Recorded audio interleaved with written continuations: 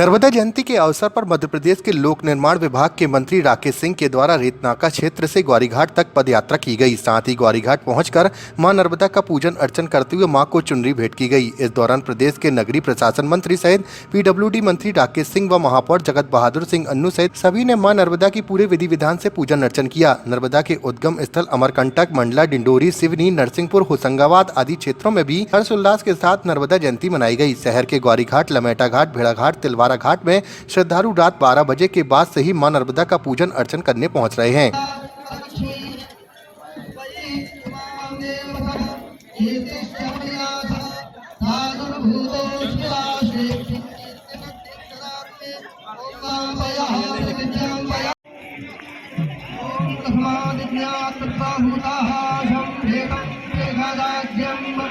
आज माँ का अवतरण दिवस है।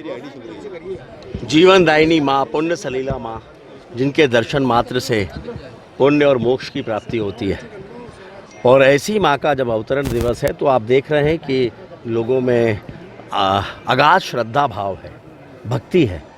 और आज 5 लाख से ज़्यादा लोग केवल ग्वारीघाट में ही माँ के चरणों में उनके दर्शन के लिए आते हैं। और इसलिए हम सब ने मिलकर ये तय किया कि हम सबकी भी जिम्मेदारी है।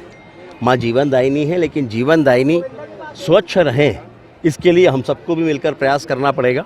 तो इस बार ये निर्णय किया था सभी की सहमति से, पूज्य साधु संतों के आशीर्वाद से, कि सभी लोग रास्ते में रेत नाका के पास से ही वहाँ उनके पहले वाहन खड़े हो जाएं। और मैंने कहा था कि मैं स्वयं भी पैदल ही आऊँगा, ताकि यहाँ पर किसी तरह की अव्यवस्था ना हो, कोई भी वीआईपी मूवमेंट के कारण लोगों को परेशानी ना हो। तो आज मैं पैदल ही आया हूँ और पैदल ही जाऊँगा। और उसके साथ साथ ये भी तय किया था कि यहाँ पर बड़ी संख्या में जब लोग आते हैं कि उनको प्रसाद भी मिलना चाहिए। तो जबलपुर में लोगों में भक्ति भाव है और लोग भक्ति भाव के साथ प्रसाद का वितरण यानी भंडारे भी करते हैं। तो उन सबसे आग्रह किया कि प्रसाद का वितरण जरूर हो, लेकिन वो थोड़ा हटके हो, माँ के तट पर ना हो, ताकि गंदगी भी ना हो, जूठन भी ना हो। और साधु संतों का ये आदेश भी था। और मुझे बेहद खुशी है कि सभी भक्तों ने उसको स्वीकार किया और थोड़ा हटके दूर चौराहे के पास वहाँ ये तय किया कि सभी प्रसाद का वितरण वहाँ पर करेंगे। तो मुझे लगता है कि आज एक अच्छी व्यवस्था, पहली बार इस तरह की व्यवस्था यहाँ पर शुरू हुई है। और इसके लिए मैं निश्चित रूप से पूज्य साधु संतों के आशीर्वाद को एक बड़ा कारण मानता हूँ। और उसके साथ साथ सभी स्थानीय जनों का सहयोग, जबलपुर वासियों का सहयोग, जिन्होंने मिलजुल कर इस निर्णय को स्वीकार किया है।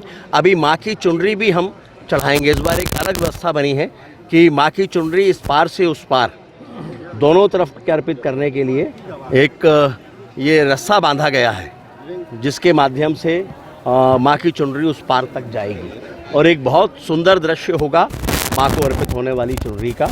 माँ को ये चुनरी अर्पित होगी, माँ का आशीर्वाद सभी को प्राप्त होगा। माँ के चरणों में प्रार्थना है कि माँ का आशीर्वाद, माँ की कृपा समस्त मध्य प्रदेश वासियों पर, देशवासियों पर बनी रहे, इस संस्कार धानी के लोगों पर बनी रहे। भाई साहब, आज की नर्मदा प्रकट उत्सव भी है, इस लिहाज से एसटीपी प्लांट